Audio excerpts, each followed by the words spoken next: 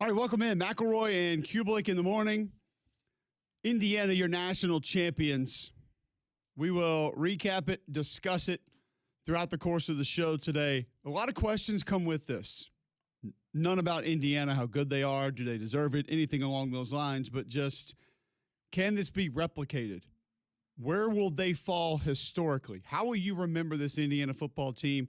Some of the comparisons to other teams coming down last night, today, even last weekend in the Peach Bowl.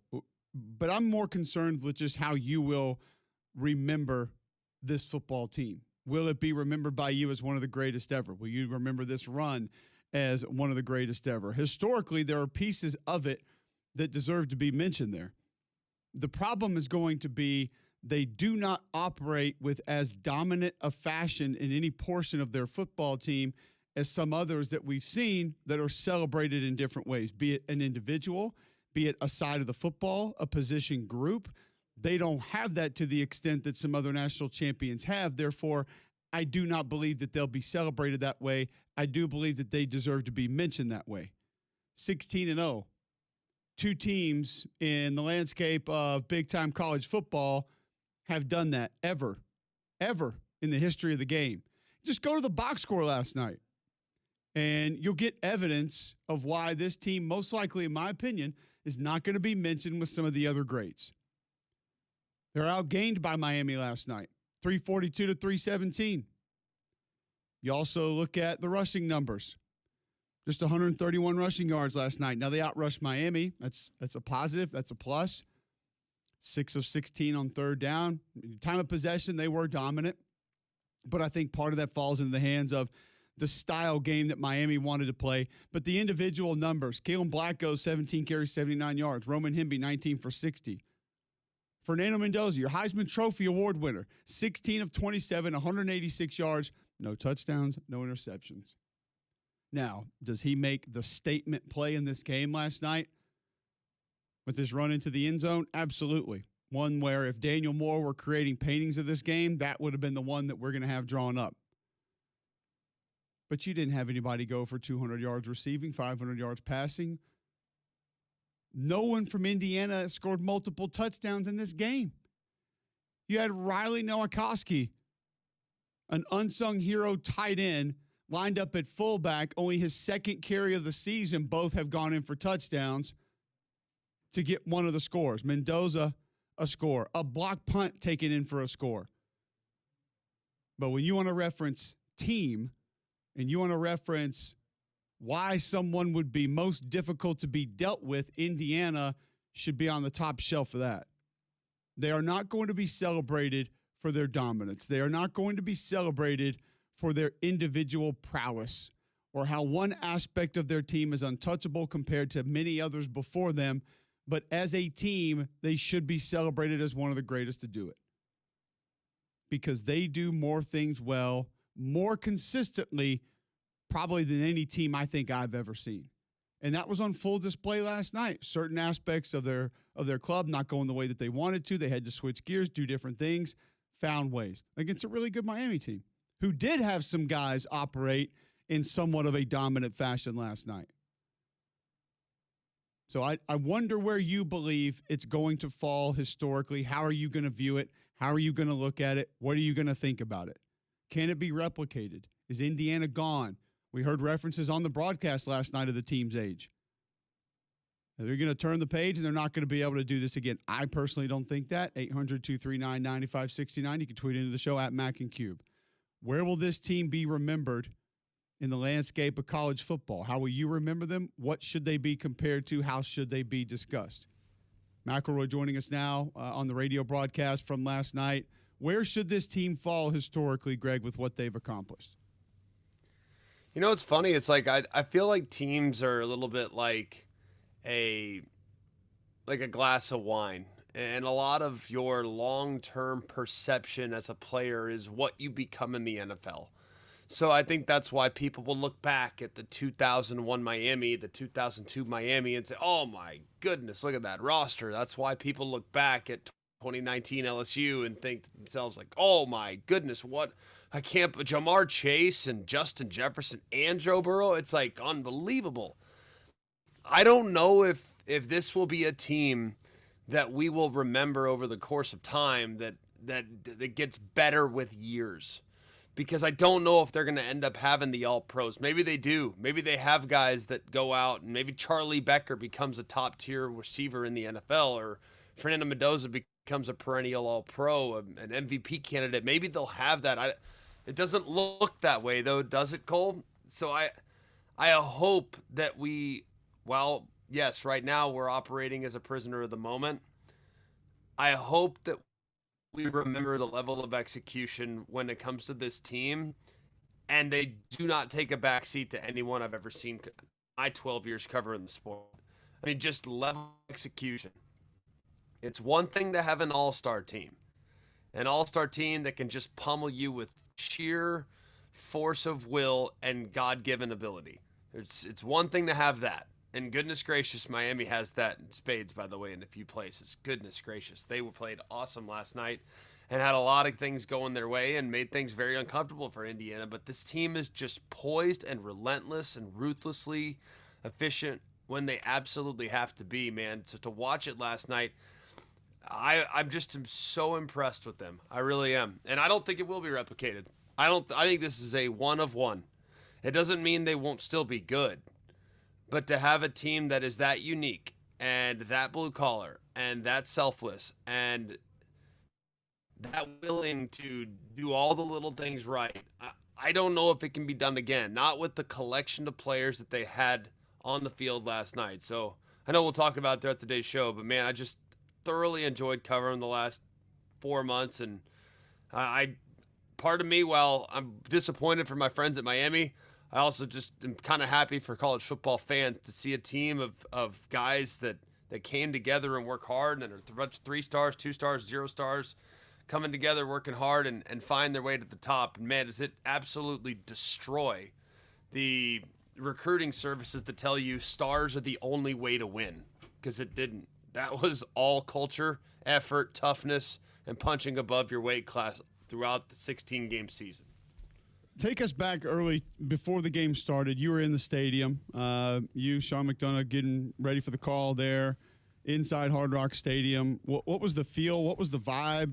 It felt like the crowd was a little more even than I think a lot of us expected it to be. I expected it to be an Indiana lean, not as heavy as Atlanta, because the game obviously in Miami, but a little bit more of a corporate setting, of course, the further down you go, the road of the playoffs, be it NFL or college. But it felt a little more even. I'm just curious of just kind of what you saw, what you felt, how that game appeared before it even kicked off. Well, it was still probably 60-40 Indiana, maybe slightly more. It's just a bigger school, I think. And, I mean, if you look at the upper deck, from our vantage point, it was hard to see. But I think there was probably still a slight lean Indiana with the sheer quantity of people, but I mean, it's not like Miami was underrepresented. It was a weird game because the game went about exactly like I thought it was going to go. I mean, I said that Indiana would win the game 27-20 and a late mistake would ultimately give them the win. And that is kind of how it went. What I did not anticipate was it becoming the slight to moderate track meet that it was in the fourth quarter of that football game, where big plays were being made on both sides offensively. I thought it was going to be a slow and steady grind it out. I thought Miami'd run the ball a little better in the first half. I thought Miami would be committed to the run game, but there might be a little more on the perimeter, and I thought they'd utilize a little more misdirection than they did. But the game kind of went how I thought, and we kind of saw the game through the same lens. I think we both kind of saw it being kind of the way it went. And it kind of played out just how I thought. That's probably the best I felt leaving the stadium. Like, yeah, we knew we nailed that one. You know what I mean? It kind of felt that way for me. I think you were a little more convinced that Indiana would roll them a little better, but there were chances for them too. They just beat a really good football team who played well with about their B-plus game. I did not think Indiana had their best stuff last night, which is even more mind-blowing that they won the game. There's no doubt. And there were some mistakes that were made. I mean, you look at the ball that O.J. Frederick knocked down in the corner of the end zone. I mean, Mendoza doesn't miss that ball very often. That ball's thrown way too far inside, a little short. That's one that he has been on the money on, specifically here in the postseason. Those things just haven't really happened for him that way. And the thing that stuck out to me about this game early on, not that it completely went away late, but early on, Greg, was just how space closed so quickly for both teams on both sides of the ball. Miami have a receiver open, or it seemed like they were open, and then all of a sudden, nothing there. D'Angelo Pons was awesome last night. Made a couple of great plays. The Indiana secondary, for me, stole the show in the first half. And normally when people say something like that, it's 2 pick sixes or it's, causing fumbles, blowing guys up. But just seeing how well they covered those receivers and how quickly they took away space that looked like it may have been there for a moment and then it just disappeared. Same thing in the run game, like you mentioned. It appeared as though Miami had a couple of things there. And then from out of nowhere, here comes a backside corner. Here comes a backside linebacker. Safety rolls down. Backside defensive end closes. Flip it around. Indiana's got something in the run game. Oh, here comes Reuben Bain all the way across the line of scrimmage. Here comes Mesidor back inside to make a play. It's just everything compressed so quickly for both teams in the first half of that game. But I thought specifically in the first half, the Indiana secondary was absolutely outstanding. I thought they were great throughout. I mean, really, really good. I thought the one drive there towards the end, they got a little conservative. But, man, I'm amazed at – I mean, how often have we seen Miami just mow you over on short yard situations? I mean, Indiana stopped 2 of them on 3rd and 2 or less. I mean, that's tough sledding. That's hard to do. And they were able to just spin right inside. Sure enough, here comes McCall Kamara. I'll just spin inside and make this tackle in the A-gap. I mean, they had a couple of really opportunistic plays last night in short yards. I thought the secondary was excellent, like you just described. Outside of a few plays here or there, man, they were really buttoned up. Yes, they misfit the gap on the long touchdown run by Fletcher. They got beat to the corner a little bit there, and they got hooked inside. It happens. Guess what? They're human. It happens. They got outflanked by a Malachi Tony misdirection jet sweep. Really cool design. They got outflanked on a misdirection fake pitch fullback dive, fullback belly. So I mean, yeah, they got a couple times, but man, they earned it. But I mean, when I'm talking uncharacteristically not themselves. 2nd and 1, gain opportunity to put the game on ice. You jump off sides, left tackle. Makes it 2nd and 6, 2 big stops. Now you're settling for 3. It's 27-21 as opposed to it being, 31-21 with the game probably over at that point. I mean, that's really out of character. A 15-yard personal foul late hit on the quarterback that I think was a little late. It was close, but it was a little late on Mario Landino on the final drive to give him a free 15. To bust a coverage that led to to ride the seam on a 3rd and 15 to Bowman after they call corner blitz. There was just a couple things for Mendoza to miss probably 4 throws that he normally makes look very routine. They did not have their best stuff last night, but guess what bailed them out? Oh, we'll just go and block a punt for a touchdown. Like they just do all. If one part of their system isn't going, they just pull a different lever and they find points in other ways. Like it's just that's what's so awesome about them. It's like man, the O is not as dialed in as they usually are. Defense a little sloppy in a couple spots, but don't worry, guys. Special teams has your back. Go block a kick, Kamara. Hop on a Jones, we're good to go. It's just that's what they do, and they do it every single week. It's really remarkable. Yeah, it was a fun game to watch because it was a lot of what we expected, and it was more of what we wanted. It was a slugfest. The line of scrimmage was a premium. There were big hits that were traded, and it was a competitive game. It appeared as though it wasn't going to be a competitive game. We'll discuss why and how it almost got out of hand, and then Miami's answer to that. We take your calls throughout the course of the day, recapping not only the national championship game, but the college football season. There's news through the portal and other things surrounding college football that we also need to discuss. 800-239-9569. You'll hear from Kurt Signetti, Fernando Mendoza, Mario Cristobal. On the other side, keep it locked right here on Jocks.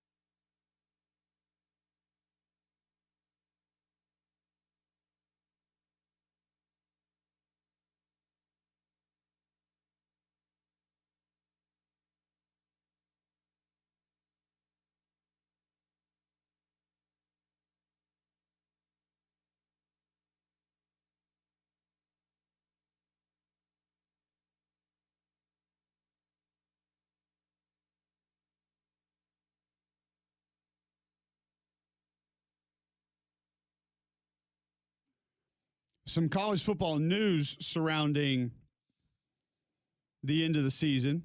Some with Indiana, your national champion. Tennessee is set to hire Indiana strength coach Derek Owings as its new head strength and conditioning coach. 32-year-old, important figure behind the scenes the last 2 years at Indiana, and apparently set to make him the highest paid strength and conditioning coach in college football history with a salary of $1.2 million per year.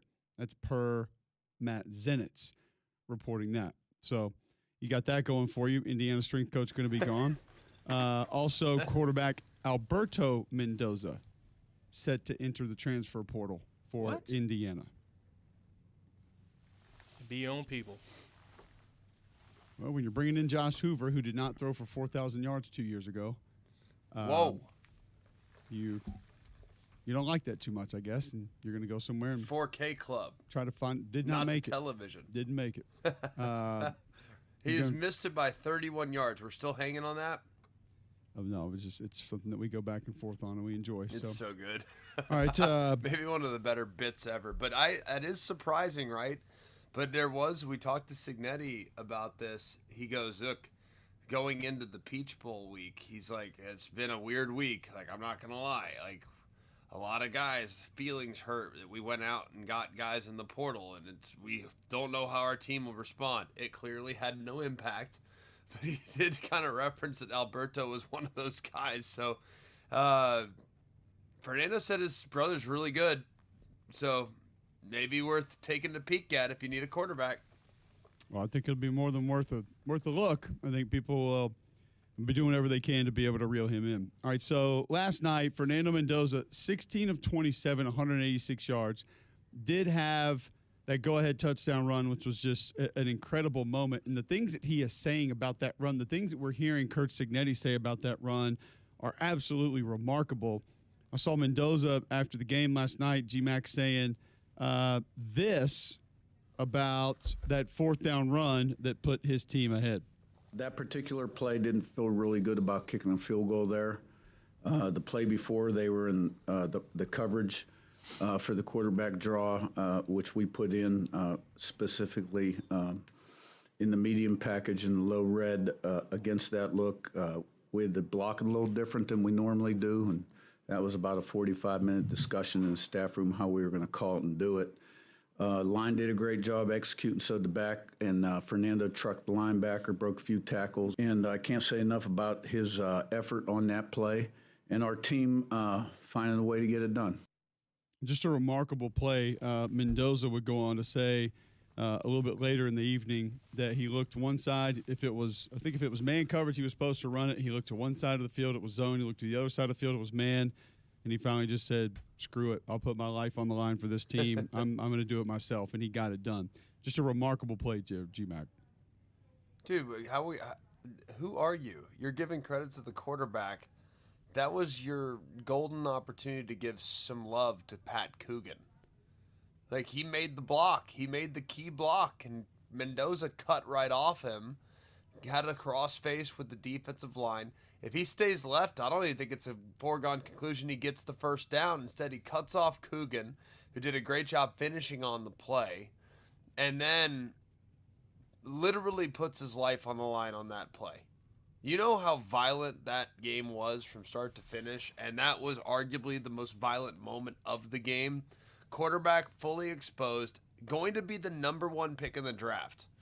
And as a guy of a fan of a team who watched a quarterback literally slide tackle somebody last year because he was scared of contact and frustrated, and oftentimes took himself out of the play, would never in a million years make a play like that. It was so refreshing and such a reminder about what Indiana's all about. Like, that play sums up Indiana football more than anything. It might not always be perfect, but we'll find a way. And it was RPO. It was executed well. They actually played it pretty well, I thought, defensively, but it didn't matter because they made the cut that was necessary in order to win the game. And it best summed up this team, because when we think back, and there's several plays that will stand out in the season for Indiana. The play in the back of the end zone by Omar Cooper, The touchdown by Becker over the top against Ohio State to put the game on ice. None will better exemplify what this team is all about than that game, because they watched the guy that's going to be worth $50 million in 4 months go and not just fight for extra yards, fight for the touchdown. He already had the first down. There's no reason for him to continue on. He could give himself up without concerning himself at all. Live to play the next play. He said, no. I'm doing it right now. I'm going to do it myself, and I'm going to do it for my team. And if you know what, I break my arm, my back, my ribs, I don't care. I'm doing it. And it was just really, really refreshing in an era that is all about what can you do for me? That's what the players ask. A lot of players ask that question. What can you do for me? Fernando Mendoza showed on that play, hey, coach, what can I do for the team? And it was really incredible to watch in real time. What an effort and what an incredible play. I want to continue the conversation of how this team will be remembered when we look at just kind of what they are and what they've done. They were ranked 20th in the AP poll in the preseason, lowest preseason rank to win a national title since Auburn was ranked 22nd in 2010. Fifth different school to win a national championship as a member of the Big Ten: Michigan, Michigan State, Minnesota, Ohio State, the others. Very weird to hear that and not hear Penn State. I think most people would have guessed Penn State there, just would have been one of those teams if you knew that. They're the biggest preseason long shot to win the national title since 2001. 100-1 is where they were as far as odds to win the national championship this year. 3 wins in this year's college football playoff. This is the one where you all need to either turn down anything else that's happening or ask the kids to be quiet for a moment, or maybe even just pull the car over, because you're going to hear a lot of things about this Indiana football team and Kurt Cignetti and things that they have done.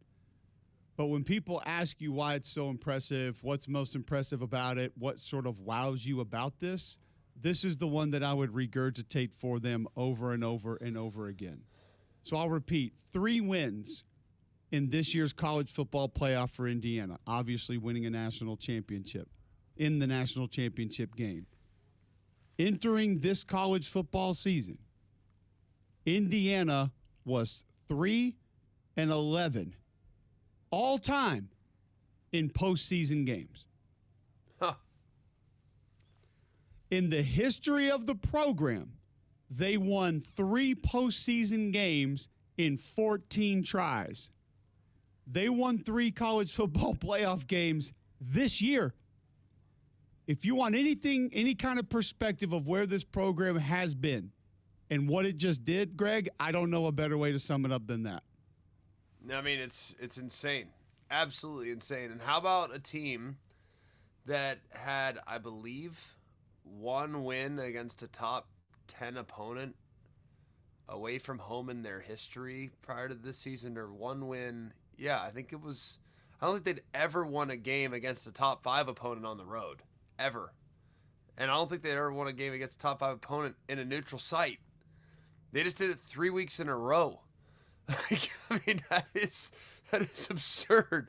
And look, I don't know where Miami will ultimately end up in the quote AP poll, so maybe they don't credit for that one, but like, dude, it's so impressive. Like, so impressive. And the thing that was so frustrating about the way this team's been covered, and a lot of people have kind of pointed to me in particular, I'm sure to you, to others, like, people pointed so significantly to, oh gosh, Alabama, they quit, they did this. It's like, how about give this, if it was a Buckeye helmet and stickers on the field at the Rose Bowl and the result was the result, how much would we be lauding the dominance of Ohio State in that scenario?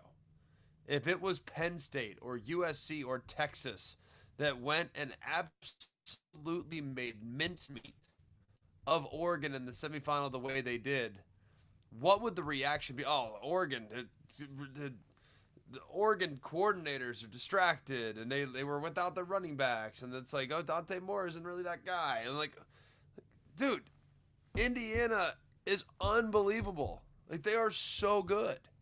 And I feel like still, and you referenced it, 100-1, 20th in the poll. We are still in our mindset wired to believe that only the Blue Bloods can get it done.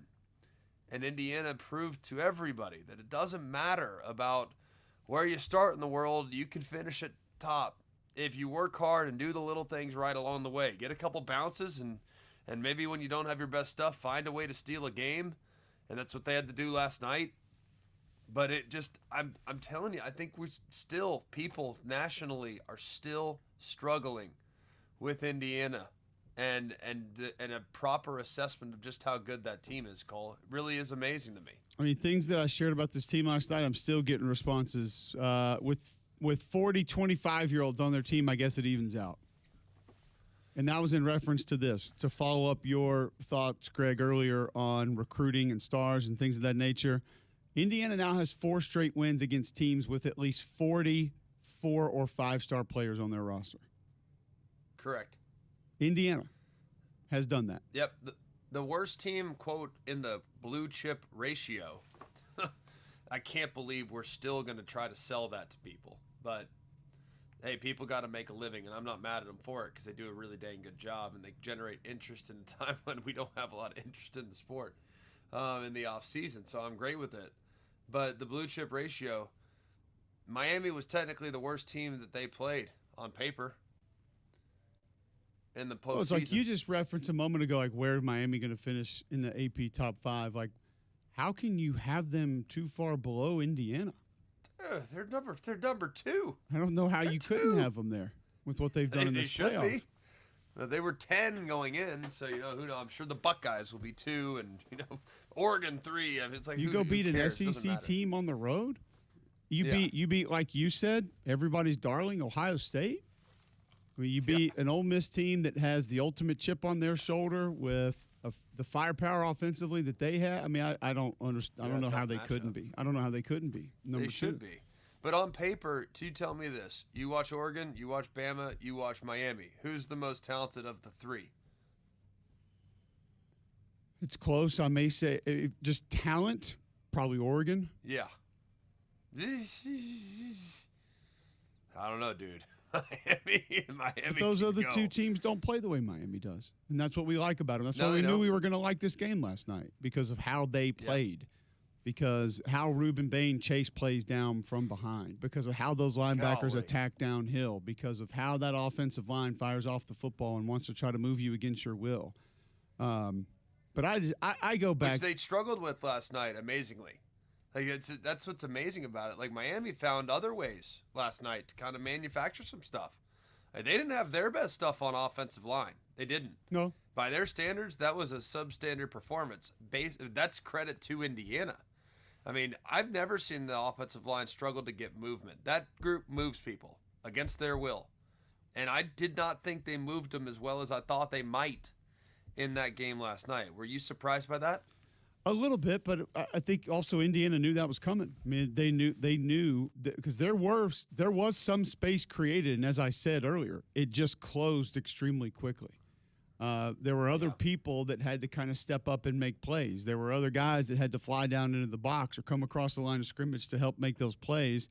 Then obviously on one they didn't when Mark Fletcher had his 57-yard touchdown run, but that space that was there initially that I do think the offensive line kind of helped create, it just vanished because of different defenders at times. And sometimes it was a defender coming off a block and being able to help make a play. I was almost more surprised on the other side of how dominant it appeared the Miami defensive line was going to be. Now, it didn't stay that way the whole game, but Ahmad Moten was wrecking shop early in that game. And, I mean, Ruben Bain had to play early. Put this in perspective like you're talking about, Greg. And this is one of the things I appreciate even more about Indiana. Miami had 3 sacks and 6 TFLs last night. Yep. Indiana had 1 each. Yep. 1 sack, 1 tackle for loss. And I think that is the beauty of this team that in the eye of most beholders will not garner true appreciation. You're not going to be able to look at a box score and say, oh, wow, look at that. Oh, wow, how about this? But that's the beauty of it. That's the beauty of last night. Your Heisman Trophy winning quarterback didn't throw a touchdown. Now, he ran one in the biggest moment of the game. And your tight end hybrid fullback gets his second carry of the year and rushes a touchdown in for the second time. Like, those are the guys, like Charlie Becker, a guy who didn't play before the Penn State game, made some of the biggest plays of your season last night. That's the part that's incredible about it, that I love so much about it, is that they don't go into a game and say, okay, here's the ball so-and-so, put your cape on and take over and carry us to the promised land. When you're going to talk about teams, not greatest collection of talent, this is one that has to be at least mentioned in that conversation. I'm not putting them ahead of 2019 LSU. There's a couple others I'd probably say, I don't know if they're going to be there. Like 01 Miami might be one. Part of that is because they operated very well as a team and had the elite collection of talent. But this one's got to be mentioned there, man. Like, finding different ways to win at the level that they did, absolutely remarkable. Yep. Also remarkable is Game Day Men's Health, who can help you feel better in a lot of different ways. Go to GameDayMen'sHealth.com right now. If you are lacking sleep, lacking energy, feeling on edge, Game Day Men's Health wants to get you back to normal. Maybe a little bit too much weight you put on over the holidays, they can get you back in shape. Or that's been a New Year's resolution for you for the last 5 years. Now it's time for Game Day Men's Health to help you. They have weight loss programs for you, other programs like peptides and refreshing those in your body that go away over time to get you back on track. Mention Mac and Cube, save 10% on any service that they offer at Game Day Men's Health. Just go to GameDayMen'sHealth.com today. Sign up for the free consultation, free PSA test, free testosterone test. They're going to tell you where your baseline health is, and they're going to get you back on track to be able to do some good things. Locker room environment, great people, minimal upfront costs from the programs they offer. GameDayMen'sHealth.com, now open in Trustville. Go get signed up for that free consultation today. More of your reaction on Indiana. Tweet in at Mac and Cube. Text in 205-834-9450. Call in 800-239-9569. What Damian thinks of this Indiana team, big picture, what John thinks, and what Greg and I think, all next right here on Jocks.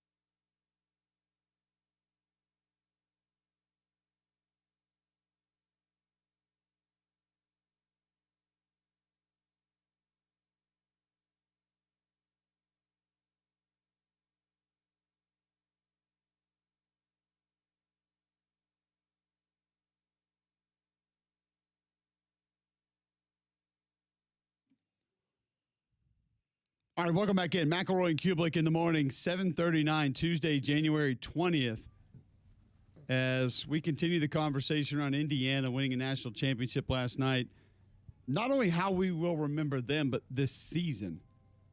What are the big takeaways going to be from this college football season? We will continue discussing all of that. 800-239-9569. 800-239-WJOX. Don't forget you can listen online. JocksFM.com. App is in your app store. iPhone, Android. Download it for free. Watch us live on YouTube every day. Search Jocks945. And tell your home smart speaker, to enable the Jock skill. Bill Smith Buick GMC is the GMC Dealer of the Year, the national champion of GMC dealers. Take the short drive up to Coleman. You'll get taken care of. Andy Cole and Jonathan Yeager have been doing it a long time. I'm a repeat customer. It's such a great experience. I don't love buying new vehicles. It's not my favorite thing. But man alive, I look forward to it every time I go and purchase one from Bill Smith. They just give you such a great deal and a great experience. Like a GMC Sierra 1500 SLT, $15,000 off the sticker price. Normally you pay nearly $70,000 for that vehicle and that trim level. Well, at Bill Smith, you can get it for just over $52,000. It's deals like that that keep people coming back. Like I said, repeat customers everywhere, and 5 times in a row, they've won the national championship of GMC dealers. Take the short drive up to Coleman, I-65, exit 310, Highway 31. You can also shop online, have it delivered right to your driveway at BillSmithBuickGMC.com. Before we give our further thoughts on this football team and what it will mean, John in Mobile would like to chime in. John, welcome into the show. How are you? Hey, guys, thanks so much for taking my call. Hey, the kids like to say somebody had a hot take when they're talking about sports, and it's usually something that really gets people fired up, right? There's also something called a weak take, right? And that's these morons. Most of it's fans, but I see it in the media all the time, and it's a correlation between Indiana this year and Auburn's basketball team last year. And it's this weak take that, oh, their team's really old. Oh, my gosh, they're so old. They said it about Auburn last year in the Final Four all season long. They said it about Indiana all season long. Here's the thing. There's rules in the NCAA. You get 5 years to play 4. If you get a medical red shirt, you can play another one. And then we're in a little weird thing right now with the COVID year, okay? That's the rules. You get 6 years if you're lucky. 18 plus 6, if I do the math right, is 24, right? So it doesn't matter. It's such a weak take. It doesn't matter if every single one of those guys was 24. Why do people feel a need to bring such a weak take to an argument that it has or makes no sense? I don't get it. Can you help me figure it out? Thanks for taking my call. War Eagle. War Eagle, I appreciate the call. I think there are a lot of reasons for that. People are always going to make excuses for it not being them or their team. And this is the lowest of low-hanging fruit. You throw that out there because what else are you going to say? Because, one, you probably haven't watched this team play football, at least not very much. So can you realistically go and pick apart the team or the players and how they operate and how they play? And then, as we stated before, so let's keep this in mind, low football IQ people who watch Indiana, what do you know about them? Nothing. You know their quarterback won the Heisman. Yep. But low football IQ people watch Indiana operate, and there's nothing easy to see. As we talked about with the statistics earlier, there's not a running back that's run for 1,800 yards. There's not a quarterback, even though he won the Heisman, that threw for 5,060 touchdowns. There is no 100 reception wide receiver. There is no 15 sack edge defender. There are no 3 first-round defensive linemen on the D-line. You're not able to do that. Therefore, they're cheating. So what do you have to turn to? Yeah. Cheating. They're They old. have your comms. They have your frequency, whatever the hell they say. And they're old. Which, by the way, I still keep going back to the fact that, like, I'm old, and it don't feel good. Like, I don't understand how people just automatically say old is good. Like, I'm saying if you threw me, Greg, and Damian out there today, we're not winning college football games. Can't do it. We're just not. How many games did Phillip Rivers win when he came back? 0. Oh, okay. But he's old. Damien, how will you view this team in your short history of observing college football? I think they're the most complete team that we've seen in a while, where it didn't matter what style of game, you still had confidence that Indiana was going to pull it out. Fernando Mendoza, he's like the unlikely superstar because when he transferred from – like we've seen him play. We saw him play at Cal. They beat Auburn, and nobody expects that, okay, he hits the transfer portal. I don't think many people even acknowledge that, oh, yeah, he transferred from Cal. But now he steps in and just wills his team. He's an exceptional leader. And they just went – Indiana did not beat themselves at any point this year. And that's hard for teams to do week to week. They just gritted it out no matter what style of play they had to do. And each week, as more eyes were on them in the bigger stages, they performed at the highest of levels because – you know, if you were still doubting them, they played in the Rose Bowl, beat the brakes off Alabama. They followed that up in the Peach Bowl, beat the brakes off Oregon. At what point did you not convince yourselves that this is the best team playing college football right now? And I think the first time they played Oregon in Eugene was kind of my eye-opening experience of, okay, yeah, this Indiana team ain't last year's. Like, they are for real. And they only got better week after week, and they are the best team in college football. And there was no ands, ifs, or buts about it. John, how will you remember this team? They're going to be the probably least credited, most dominant team we've seen in quite some time. I mean, they were dominant pretty much all year, and because they are IU's crimson and white and not maybe Alabama's crimson and white or USC's they're having their logo on the helmet, or Ohio State or one of these other teams that we're used to, we're going to chalk it up to, oh, they're old, or oh, they're cheating, or oh, they're doing this and that, when pretty much all year, like, they were dominant in one way or another. Yeah, they had some close games, but really when the postseason kind of started, you kind of really didn't have a doubt. And this team, it'll be remembered for what they accomplished, but not necessarily how they did it. The fact, you know, they went 16-0, the first team since, Harvard or Yale or whatever, and like 18, whatever the crap, like way back then. And people remember, yeah, this was the year Indiana won. But very few people, when we look back, were like, oh, like they looked as dominant as 2019. They just don't have the star power and really the name recognition. They're the first-time champion since Florida in 1996. Second team in major college football to finish 16-0. It was Yale. 1894. In 1894. They were doing some munching back then. I bet. Which no one steps up to the microphone or their phone and accuses Yale of munching and tries to discredit their national championship. Was it lunching or munching? Lunching. Munching much better. Much better. Yeah. Same thing. I don't want people to have the whole leg for lunch. Just munch on it for a minute. You don't need the whole thing. And also that 1894 Yale football team, they outscored their opponents 485-13. So they played some defense. Yeah. But again, see, how old were they? You remember that one. Remember that one because they were dominant. They were dominant. That's why we remember them. Yeah. Until you give me their average age, I'm not counting it. Not counting it. Yeah. You had guys coming back from wars to play football back then. College. And then tilled the field afterwards. Yeah. That's the thing. Like, the thing that blows my mind about the age thing, like, are you mad because you didn't think of it first? Like, that's what I'm having a hard time understanding. Are you mad because you're incapable of doing that? Like, there's no rule against you going and recruiting guys out of the Sun Belt and putting them on your roster that have played 3 years. Like, there's no rule against that. I guess I'm just having – I don't understand why people are so bothered by this. Greg, do you – Okay, like, I'm frustrated that, you know, that ESPN decided to launch a round-the-clock sports television operation in 1979. Like, do you think people are sitting there in, like, 1981, like, mad because ESPN figured it out? Like, no. Like, they did it first. I mean, it's like there's risk involved, by the way. There's a lot of people that said, yeah, 6-foot defensive tackle is not going to work. 5'9" corner is not going to work. 6'1" defensive end is not going to work. Linebackers that are unbelievable and savvy, but maybe aren't going to run out of the gym, and they aren't going to run 4.5.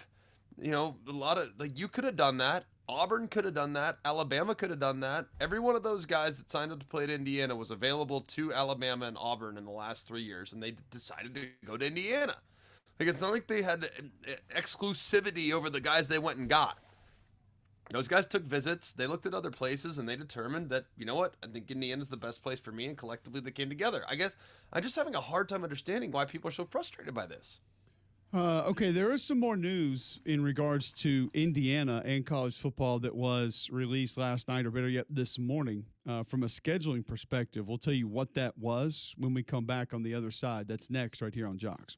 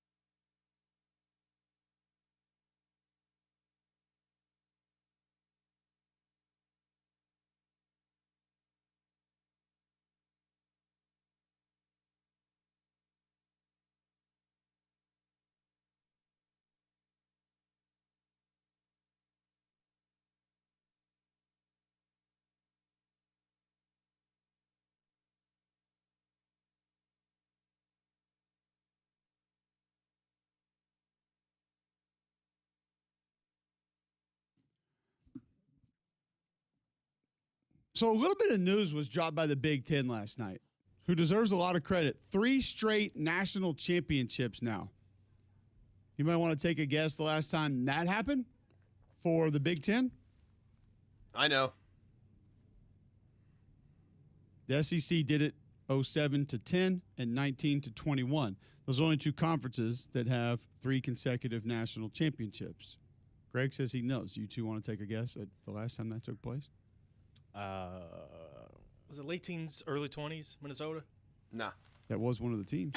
It was Minnesota, but it was not teens, 20s. Oh, so it was in the 70s. Nah. No, before everyone's time. I have no idea.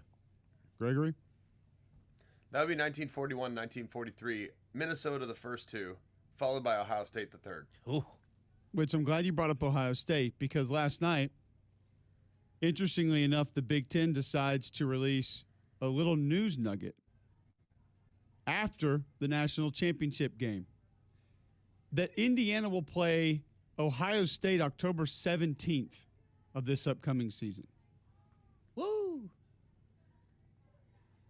Now, I got to ask the Big Ten, who, like I just said, deserves a lot of credit for winning your 3rd straight national championship. In what world did we feel like this was necessary? You just won the national title. You're dominating the college football headlines. This is not a dead day that you need to jam your football down somebody's throat and find a way to get mentioned. Your coach just did the unthinkable. Uh-huh. Your quarterback's going to go number 1 overall. He just had the game-winning play, the most memorable play of the game. What a slap in the face to your team that just won a national title to say, but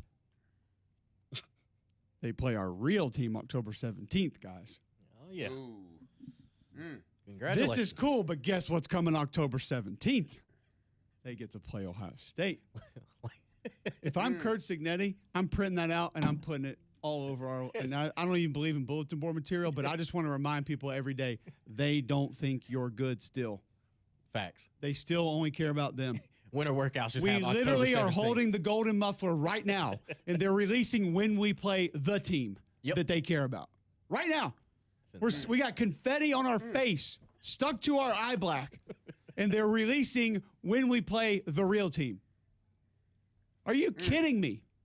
Why? Could you imagine if that happened? Could you imagine? Seriously, could you imagine if after 2010, when Auburn won the national championship, if they were to, from the SEC office, put out a post reminding people of the Iron Bowl in 2011? Could you imagine what the reaction would be? 10 times dumber because everyone knows when the game You're is. right. However, point taken. Right. But even if you would have said, and the Auburn LSU game this year will be, or Georgia, whatever it was. Yes, no one's going to do that. You celebrate the national championship. You just won it. Yeah. In what planet was that necessary? Whose ideal was this? Ryan Day. Hey, Tony. Let's jam Ohio State in here. Let's make sure they talk about the Buckeyes, eh? What? Indiana just won the title. Man, they just went 16-0. The team that they beat in the Big Ten title game, we need to know when they play them. Who cares? When do they play Purdue? So what? Their What's in-state rival. For some trinket. Is that the old Oaken bucket? Something like that. Paul Bunyan's nephew, something like that. Wow. So bad, dude. That's not going to get enough run. Speaking of things that aren't going to get enough run today, that's not going to get enough run as to how dumb that is today. Back with more next.